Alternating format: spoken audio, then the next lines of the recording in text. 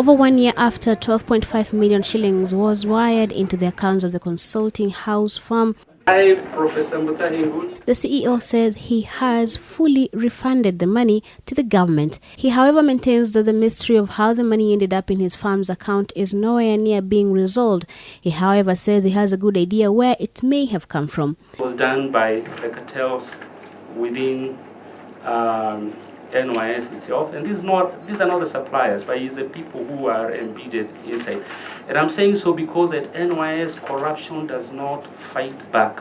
Corruption corrupts back. And my hunch is that they did this with the intention that I will keep the money. But my conscience will not allow me to do so. Ngunyi was taken to task over the manner in which the tender totaling 90 million shillings was awarded. You were registered on 20th November 2009, and already in 2010, the government of Kenya had confidence in this firm as very competent to even engage in very sensitive security matters. Another justification was given by Dr. Viveji for that particular procurement. And the argument was actually that NYS is a paramilitary agency. Mutahi admits that the ambitious plan his company conceived to change the NYS operation was grand and involved large sums of money that the existing systems couldn't handle, leaving the ground open for abuse, a fact he brought to the attention of the CS for devolution, then Anne Waiguru.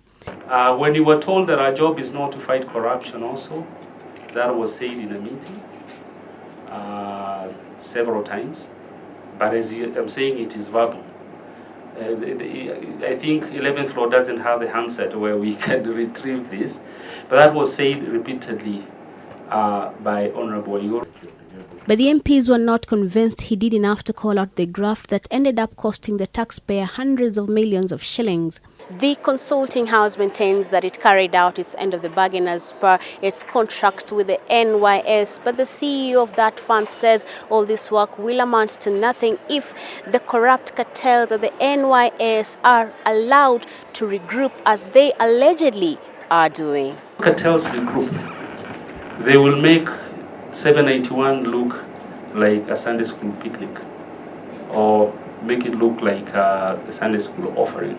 The committee is considering bringing back the political analyst to help look at the technical aspects of the information gathered so far in the investigation, with the view to finding out if the project was implemented the way it was conceived. Chief Surgeon, and I was the one who basically will tell you what went wrong. Brenda Wanga, NTV.